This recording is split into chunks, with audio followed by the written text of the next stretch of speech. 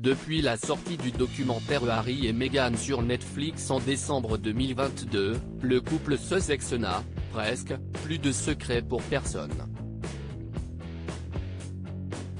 En tout cas, si d'aucuns n'étaient pas encore convaincus, on est dorénavant certain qu'Harry et Meghan s'aiment à la folie. Et à l'approche de la Saint-Valentin, le duc et la duchesse exilés en Californie ont un peu la pression. Pour cause, le 14 février est une date marquée au fer rouge pour le couple. En 2021, leur Saint-Valentin en 2021 avait été particulièrement mémorable puisqu'il avait annoncé que l'actrice de Suits était enceinte pour la deuxième fois. Un air de déjà-vu dans la famille royale. En effet, cette merveilleuse annonce faisait écho à celle, 37 ans avant, de la grossesse de la princesse Diana, qui attendait Harry. Un événement incroyable dont le couple avait été le premier surpris. J'ai été choqué, avait confié le frère du prince William dans le documentaire Netflix, alors qu'il avait réalisé la coïncidence lorsqu'un ami lui a envoyé la une d'un journal du 14 février 1984, dans laquelle Lady Di dévoilait qu'elle était enceinte de lui. Un merveilleux hasard. Ou bien un signe du destin? Nous n'avions aucune idée. C'était juste une coïncidence, ou peut-être pas une coïncidence. Avait déclaré le couple encore stupéfait. Une Saint-Valentin plus que jamais romantique pour les Sussex cette année encore, les parents d'Archie et Lilibet promettent de passer une fête des amoureux en bonne et due forme.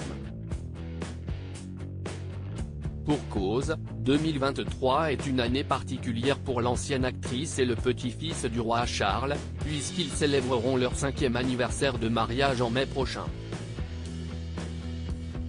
Une année tournée vers l'amour. Et en termes de cadeaux le 14 février prochain, on imagine déjà que Meghan a tout prévu. En effet, celle qui avait déclaré d'après nos confrères britanniques du magazine Hello, être une véritable ventouse lors de la Saint-Valentin ne manque pas d'idées. En témoigne cette touchante attention que la duchesse a eue pour son mari à la naissance de leur fille en juin 2021. Harry a en effet révélé dans son livre Spare, sorti le 10 janvier dernier, que sa femme lui avait rédigé un poème d'amour pour accompagner l'heureux événement. Un goût pour les petites attentions qui a de quoi attendrir les plus hermétiques à l'amour. D'autant que pour la duchesse de Sussex, l'essentiel réside dans l'intention, en termes de cadeaux, que ce soit un petit déjeuner au lit, un doux mot d'amour ou une seule fleur. Si est-il vraiment la pensée qui compte? Avait-elle un jour écrit sur son blog The Tig, rapportent nos confrères.